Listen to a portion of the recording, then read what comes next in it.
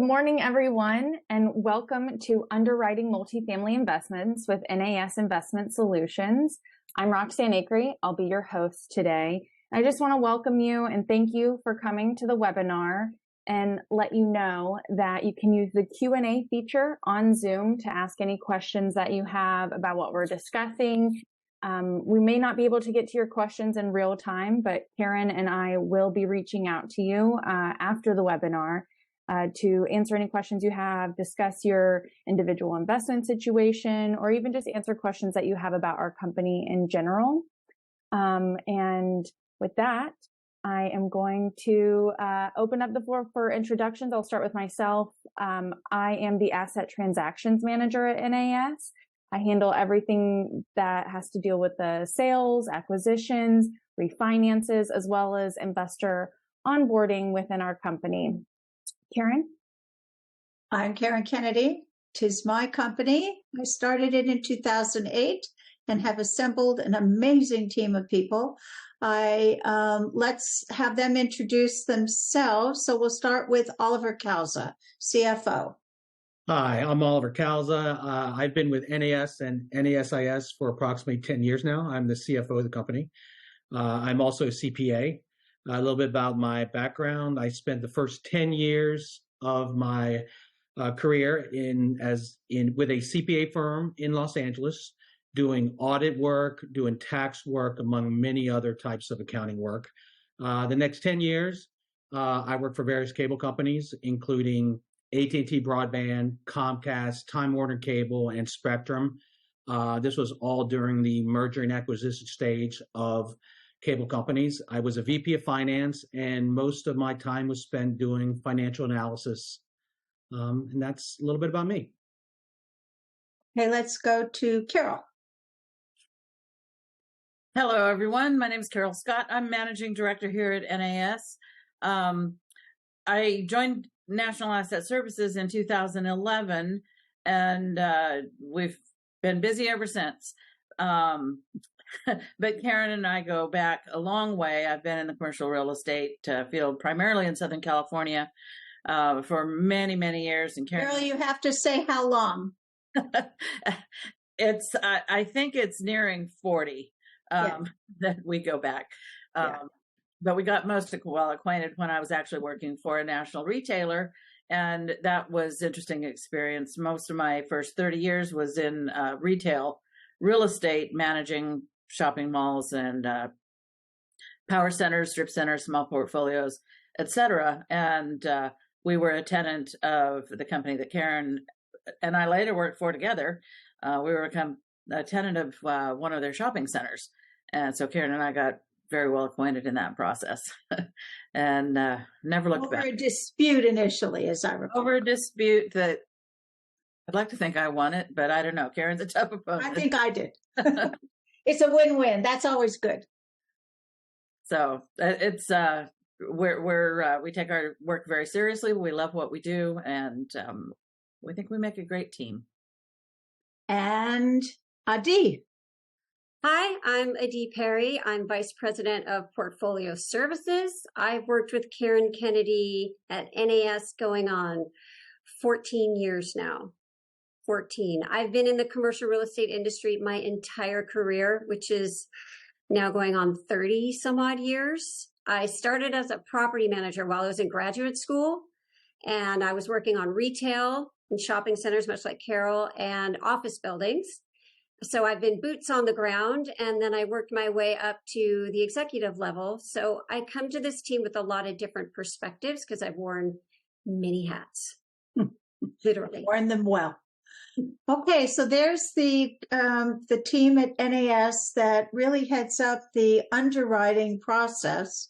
But I thought I'd start talking as to how we go about handling acquisitions, so you get a sense of the dynamic.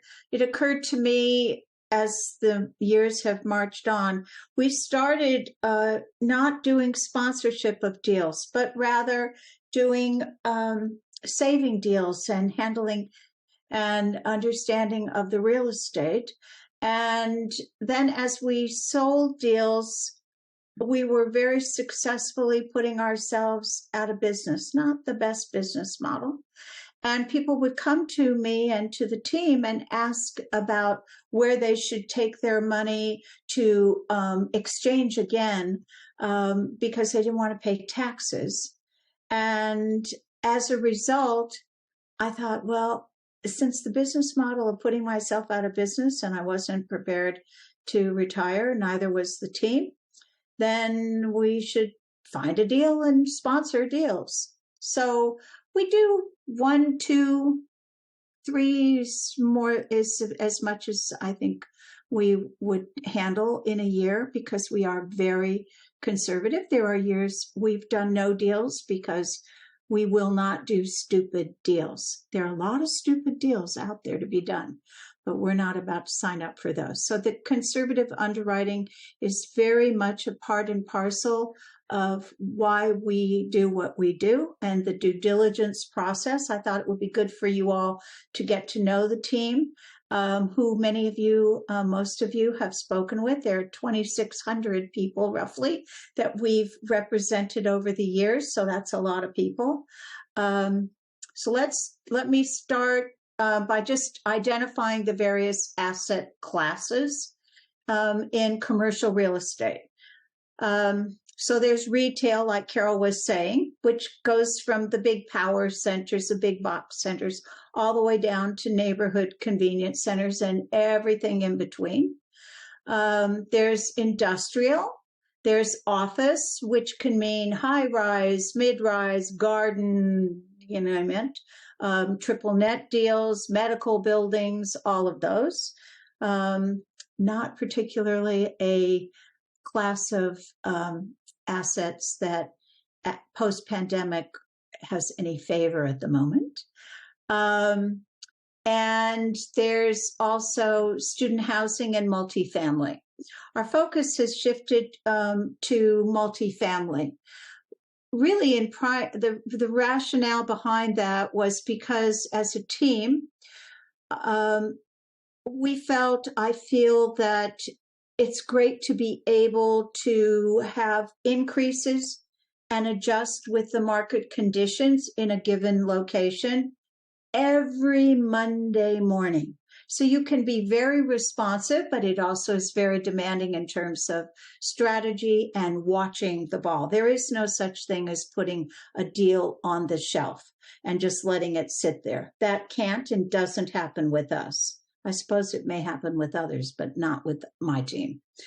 So what is underwriting? I was trying to think of what a definition of what that would and could be. So this is what I came up with, and I'm going to read what I actually wrote, which is why I'm putting these on. It's a process through which an individual or an institution assesses the details on operations, financials, everything to do with the acquisition of a property, and based on that information, assesses the amount of risk that they want to take, because nothing is guaranteed, as we all know in life. So they assess the amount of risk that they're willing to take. And then they either come forward and they want to invest, or they don't want to invest because it doesn't fit with their basic gut feeling about how to invest their money. That's the way we view underwriting. Did I miss anything, guys? Did I get it? I think you nailed it. You nailed it. Yeah. Okay. All right. So, and I will tell you that there are no yes men in this team. I am challenged every day and I learn. I believe in surrounding myself with people smarter than me who really have an understanding of what they're dealing with and what we're dealing with so that everything can be adjusted. There are no perfect deals, never found one, but there are really strong people who you will come to know as a result of these conversations. So I think that accomplishes what I was trying to say at the kickoff. And Roxanne, how do we want to start? let's jump right in. Let's talk about our personal underwriting process that we do at NAS Investment Solutions, which always starts with the offering memorandum that's provided by a selling broker of a property, and just scrubbing that offering memorandum. Carol, do you want to kick us off on that one? Sure, I'd be glad to. Thank you, Roxanne. The offering memorandum is that's really the first marketing piece of information that we're going to see about any particular asset.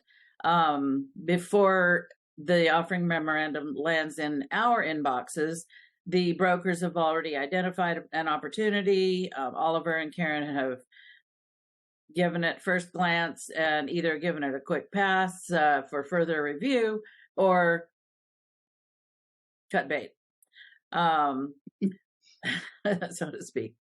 And once it lands in the team's hands, we pick it apart. And part of that process is organic in that everyone on the team, including our outside consultants, who are really the second level part of this team, they're experts in a variety of related fields.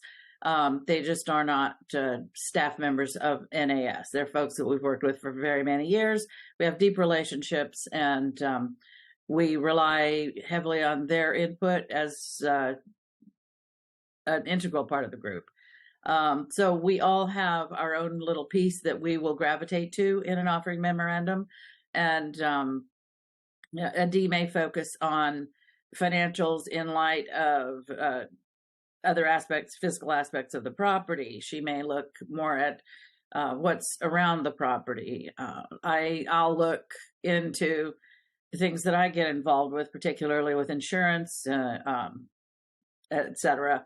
And then Oliver does a very thorough scrub. He gets into the numbers and digests all of that. And that subject in itself it warrants its own discussion. Yeah. Oliver, do you want to talk a little bit more about the financial analysis? Sure. So, when we look at the OM, I normally do a quick pass on their financials and we all decide whether this is a further deep dive or not. So let's assume that we all like it and it is a further deep dive.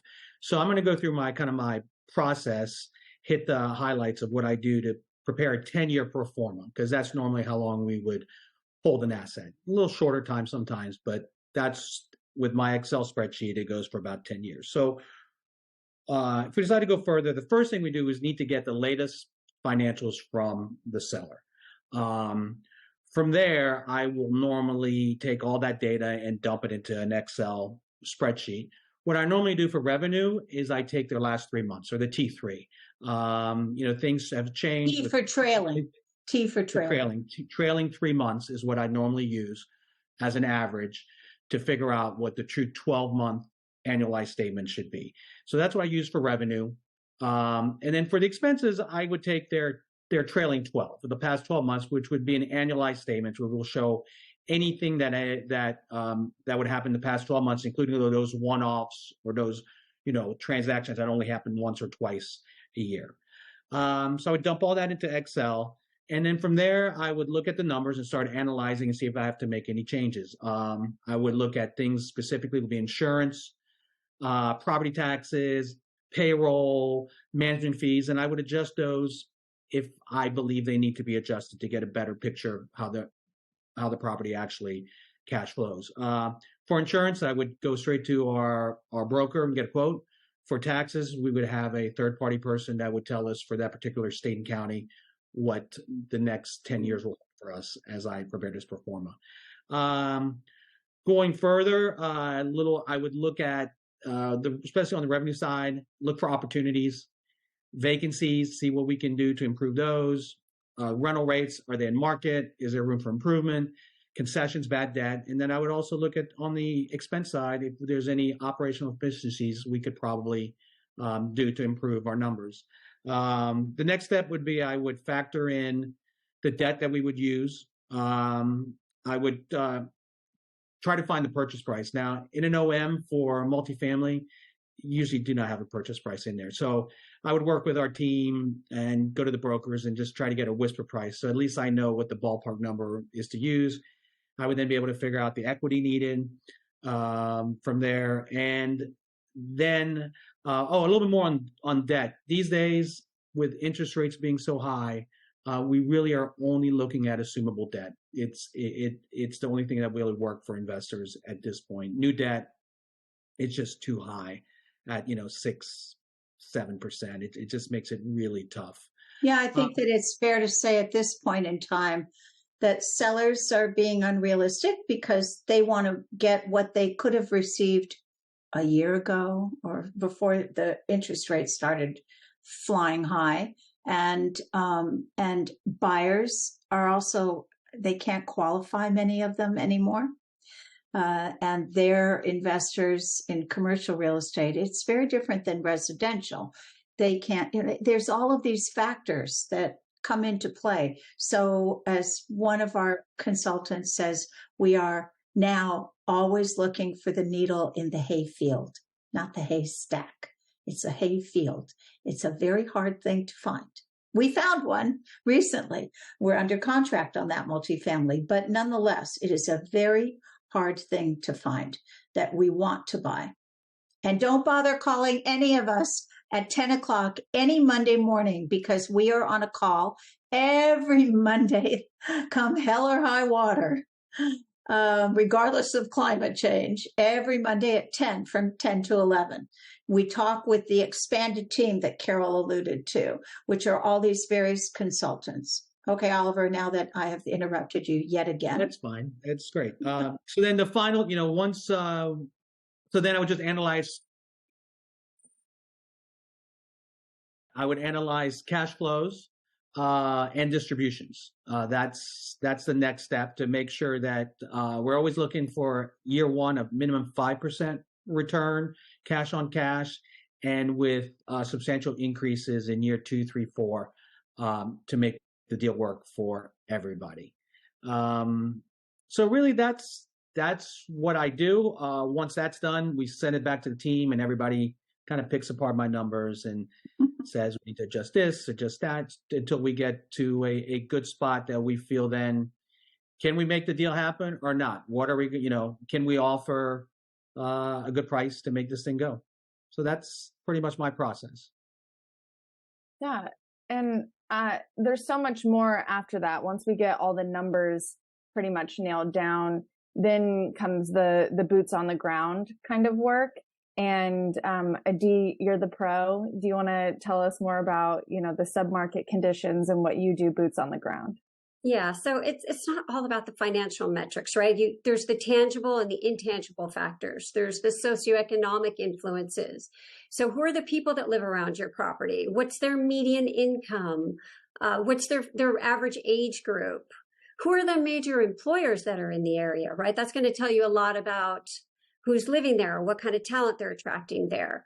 Are they employers that are expanding and hiring?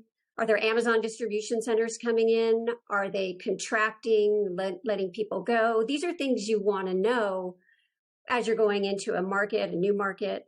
You also want to know if the city is kind of putting into their own infrastructure, right? So are they trying to bring in new talent, attract people, grow? So for instance, on the deal that we're under contract now in Des Moines, Carol and I actually went out there a few weeks ago, and we drive the entire market. I like to go downtown. I like to see at lunch hour, are there people walking around? Is it active? I noticed in Des Moines, they had a really beautiful big sculpture park. They had artists bringing in sculptures, like really world-renowned artists. They had built a stadium not too far away for soccer, for concerts, things that bring people to town. They have one of the largest bike paths in the area.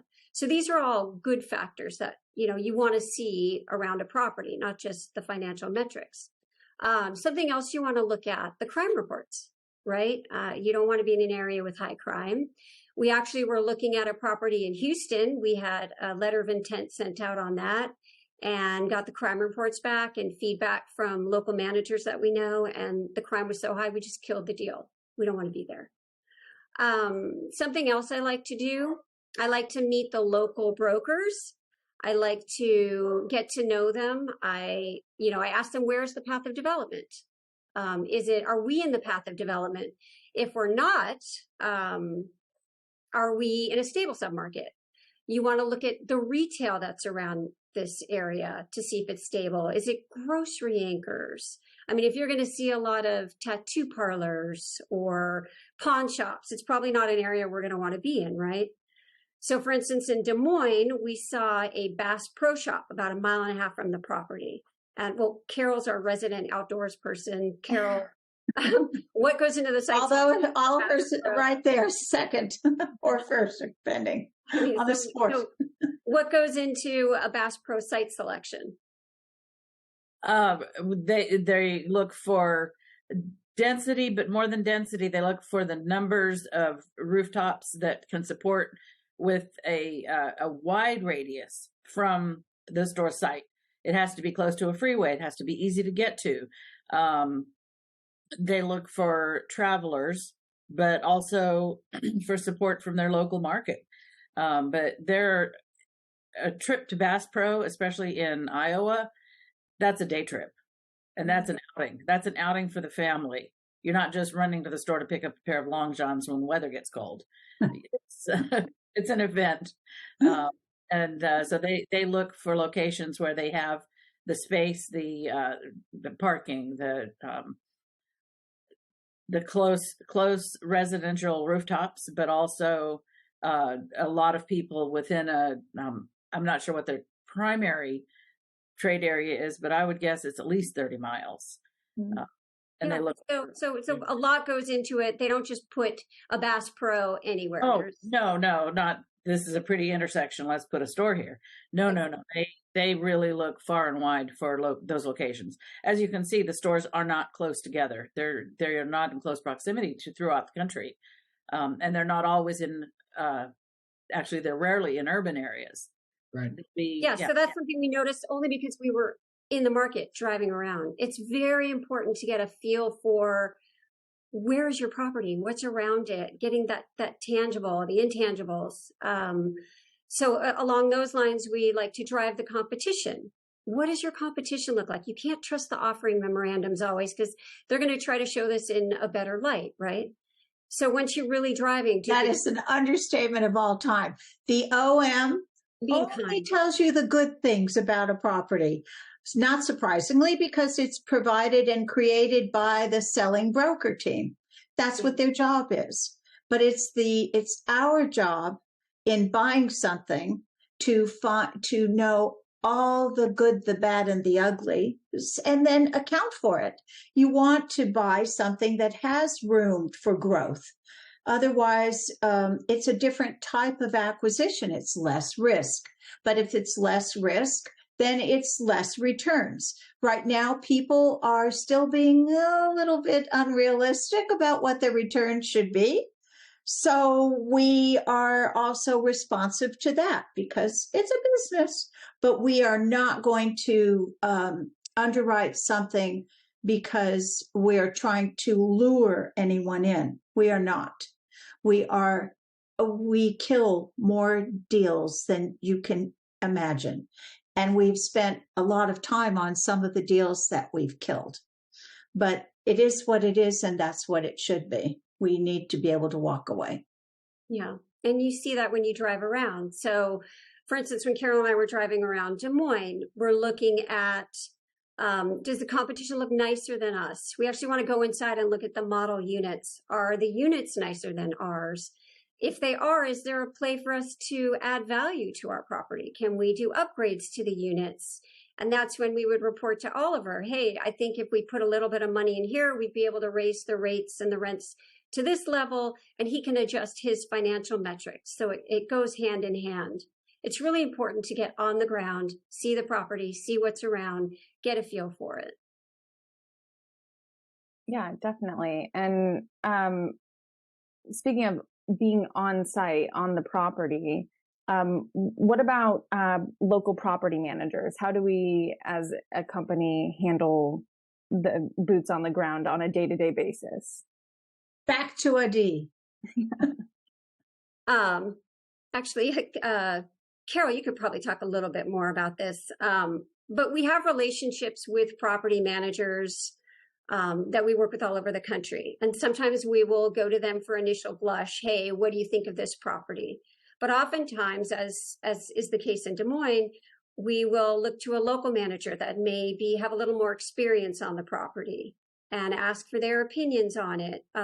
Since they're going to be handling all the leasing, have them tell us, this is where we think you sit in the submarket. We think you can drive rents. We think the prior manager wasn't handling this right. They give us the feedback to help us in modeling out our business plan for the property. Oh, excellent. And then I think one of the last pieces we'll talk about is the actual physical condition of the property. Now that we've talked about all the surrounding issues, what do we look for? What do we not like in a property on the actual physical condition of it? Carol, do you want to touch on that? Sure. When Des Moines being the best example, when Adi and I were there, we both have, as our introductions described, we've both had many, many years in this industry. So we look for certain things at a property. We arrived at this property and noticed things like a stack of mulch by the garden or by the front door of the management office. Well, so they need to keep up on their decor and the landscaping, the gardening, just little things like that. More important things are we look for issues in the structure, things that are obvious to us. We're not contractors, but we notice things that look a little out of place. And so that goes on to our question list. We usually don't grill the local managers about things that we perceive as serious issues, because we save those for the actual selling team. But things that are operational issues that are obviously handled by the local managers, we'll ask them questions and make note of the explanations that we get, and we build all of that feedback and input into our plan. In Des Moines, a perfect example of questions were the breezeways entering the multifamily buildings, the residence halls. The breezeways all terminate to the outside with closing doors. So we had some conversation about the security issues of those, the purpose that the doors serve. So it's obviously for security, but also for weather protection. They do have snow in Des Moines. Things like the garages. Do the garages have power so somebody can open their garage door and drive in without having to get out of their car and open the door? Things like that. There were also things that we had perceived but didn't see until we were actually on the ground. Things like a drainage canal. It's this creek that runs through the property. How is that handled? How does the local team handle the asphalt? Things that are obvious that really that we need to make note of for initial maintenance, initial repairs. And then following that, we get an expert who does exclusive work for us. We're not the only ones he works for, but he's the only one that does this for us. And he's been working with Karen for many, many years, before NAS even. And so we rely on his expertise. He actually has the construction background. And yeah, and we've actually gotten to this point before, gone through all the financial analysis, all the submarket analysis, all of everything, gotten down to the physical condition of the property. And as we're, analyzing it, killing the deal, like getting this far. I mean, Karen, I don't know if you want to share about, how that happened before with the balconies that deal. Atlanta. Yeah. In Atlanta. So it's a good story. So Dee and I met in Atlanta about 4 years ago, and it was pouring down rain. And it was before I had my hip replacement. So I was walking with a cane. And so I'm known for tripping and falling over my own shadow. So walking in the rain was really not something I wanted to do, but needed to do. So the first, I asked to see an example of each of the floor plans. So the first floor plan that the seller's representatives on site took us to was a 3rd story, no elevators. So I climbed the stairs and went into this unit, and everything was fine. I mean, it was as it was. And then I slowly went downstairs, by which time it was raining even harder. So there are 2 on the property, what do you call it? A schedule of all of the materials that we would be buying. There were 2 golf carts because it was a large multifamily property. So I said, well, let's use one of the golf carts to make the tour of the rest of this. Oh, they aren't working. Oh, really? Okay, no problem. And so we walked. We walked we looked like drowned rats. I don't have long hair, so it didn't really look terribly different on me. Dee looked like a drowned rat by the time we were done. You're welcome. And as we're walking, the gentleman who is the property condition consultant that we use exclusively was standing next to me, actually holding on to me to make sure I didn't fall, because I've known him for a very, very long time, and he's seen me fall and had to help pick me up. So as we're walking, we turn a corner, and I notice there was bowing in a balcony. Very subtle, but when you've seen it once, and when your daddy was a general contractor, as was my grandfather, you notice these things. It's like it jumps out at you. And I squeezed his arm a little bit and looked up at him. He's quite a bit taller than I. And he looked at me, and I looked at the balconies again, and then looked back at him and didn't say a word, because you never say a word on property, right? So, or in an elevator, because you never know who's in there with you, right? So when we left the property, we went far away to have a bite to eat and dry out. And I said to him, those balconies, there's a serious problem in those balconies. He said, yes, I agree. And so the seller wouldn't allow us to. So now we were always going to be doing, it's fabulous real estate, really well positioned, location, perfect, just a wonderful place. And so we decided that it would convert. It was always going to be somewhat of a value add, but mostly lipstick, like repainting it and some marketing ideas that ID was bringing into play with the manager. So it was all, the leasing and the submarket, very, very strong. So we knew we could drive rents. Okay, but now it was going to turn into a value add, because the value of the property could not be purchased at what they wanted because there was this construction problem. So we did more work. Ultimately, they wouldn't agree to adjust the price. We wouldn't agree to buy it. So now they know there's a problem, because we had to prove up to them there was a problem. We had thermal testing done to prove that there was actual structural damage to the balconies. Right. Everywhere on the property, even earlier in other buildings, which hadn't quite shown itself to the outside world yet, but it was only a matter of time. So we killed the deal. Now the seller knows about it. They can't, and their broker knows about it. They must disclose this when they sell it.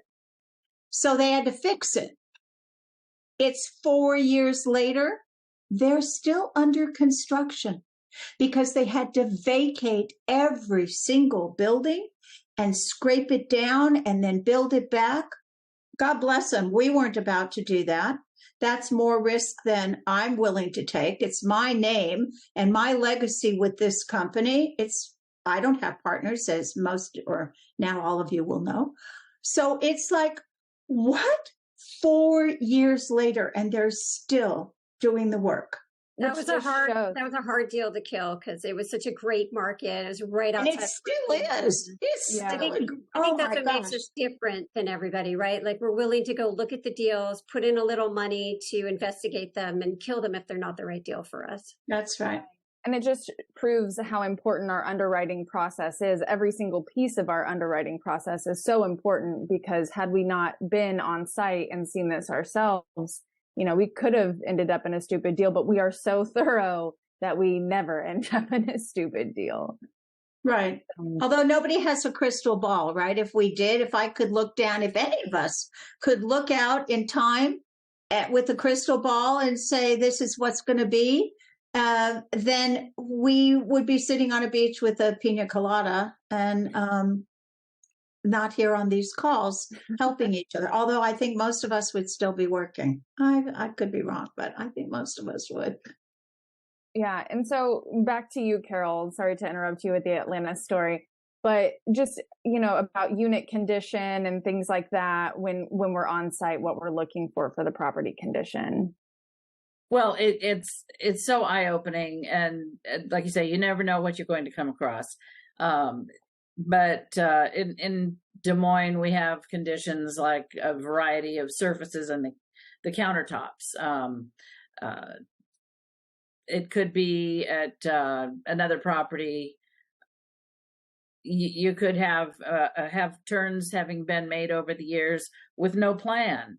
And so then you really end up with a hodgepodge of units. That doesn't represent anything we're talking about today specifically, but there are a variety of conditions. Sometimes there's not direction and strategy coming from the top, as NAS implements with all of our assets. And they may be relying on boots on the ground managers to make the decisions about what kind of materials to use, where to save money, and you can end up with a mess. Yeah, absolutely. And I think it's so interesting too, like we've talked about earlier, how the OM represents the property condition to be one thing. And then that's why it's so important. I mean, the pictures in the offering memorandum from the sellers always look so beautiful and so incredible. And that's again, another reason why it's so important for us to get boots on the ground and take everything in the OM with a grain of salt. So, but we're different. I mean, we don't do things like other sponsors do them. Karen, do you want to touch on that? Well, I don't believe in negative selling for anybody who knows me, but there are many out there who do stupid deals, and it's buyer beware. It's up to the investor to really understand, which is another reason that I wanted to put this together, so that you as people, as investors, can ask us questions there are no bad questions. There's nothing that shouldn't be asked or couldn't be asked. We ask lots of questions. We question each other, and we all are looking at the same information, but you come at it from a different vantage point over your own personal experience, right? So if you've had the experience like we have, you go with your gut and you just ask the questions and listen to the answers, what's being told to you and what isn't. And just keep asking until you're satisfied, because that is what makes for conservative underwriting and no hesitancy to kill a deal when it's not the right deal. We don't have to do the deals. We won't put that kind of risk out there, not for ourselves, not for clients. I put my own personal money. Many sponsors say, actually most sponsors that I'm aware of, say that they put their own money in the deals. But I would tell you that that's not quite right, because they may manage a group that is an investor in the deal, but behind them are individuals, family and friends, moms and pops who may not be accredited investors, which is a requirement to come into our deals.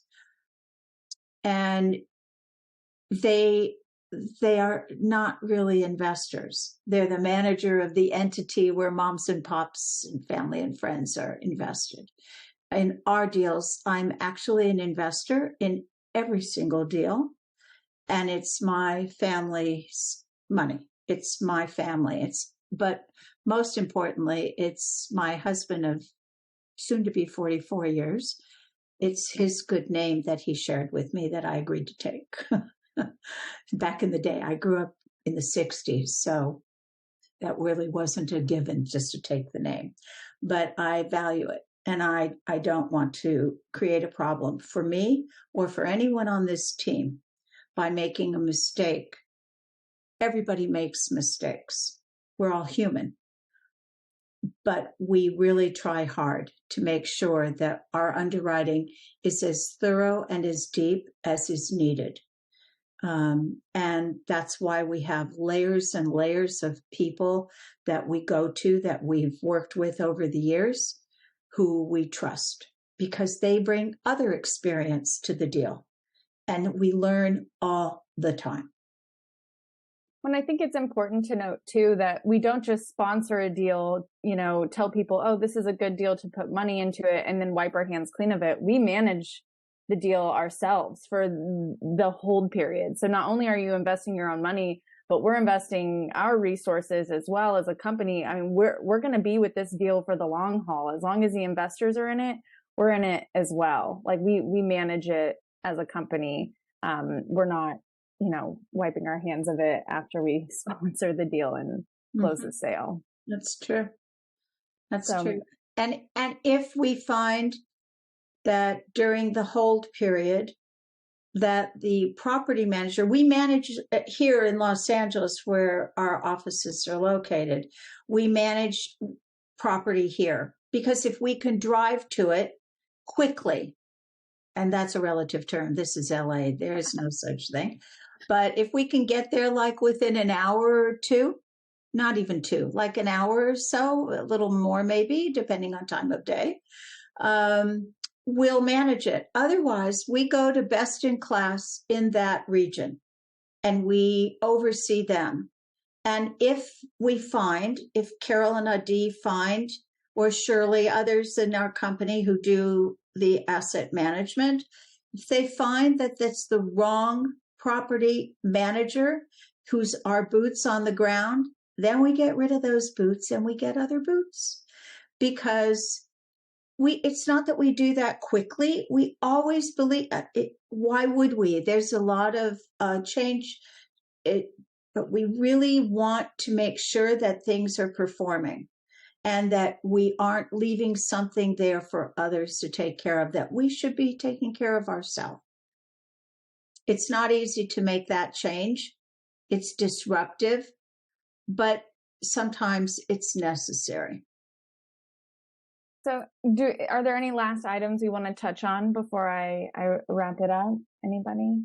The only thing I would like to add is that, if you're an investor of ours or a prospective investor, the team you see here, you see the phone numbers.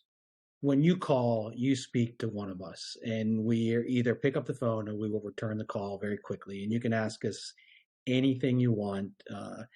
We have a lot of experts, 1031 questions, any other questions, and we're here to help and guide. So just want everybody to be aware of that. Well, and that's, a perfect segue into us wrapping this up. I appreciate all the questions that have been sent in using the Q&A feature on Zoom. Karen and I will personally be reaching out to you to answer those questions that you have. And if you have any additional questions, ones that haven't been submitted yet, please don't hesitate to reach out to us. The phone numbers that you see on our screens now, those are our personal numbers. You can reach us. We pride ourselves on being very accessible and transparent. So if you have questions about your individual investment situation, 1031 exchanges, different property classes, things like that, please don't hesitate to reach out to us. You can visit our website, nasinvestmentsolutions.com. We have a lot of free educational resources on there, a 1031 exchange guide, information on DST structured investments. There are recordings of previous educational webinars we've done. It's a fantastic resource. So please don't hesitate to visit our website, to reach out to us directly. We're here to answer your questions and provide whatever service we can. And with that, I just want to thank you guys so much for joining us for this webinar. I hope that we've been able to really explain and clarify our underwriting process. And we just are very grateful for you being here today and for trusting us. And priceless and valuable to us. So thank you so much. Have a great day. Bye. Bye.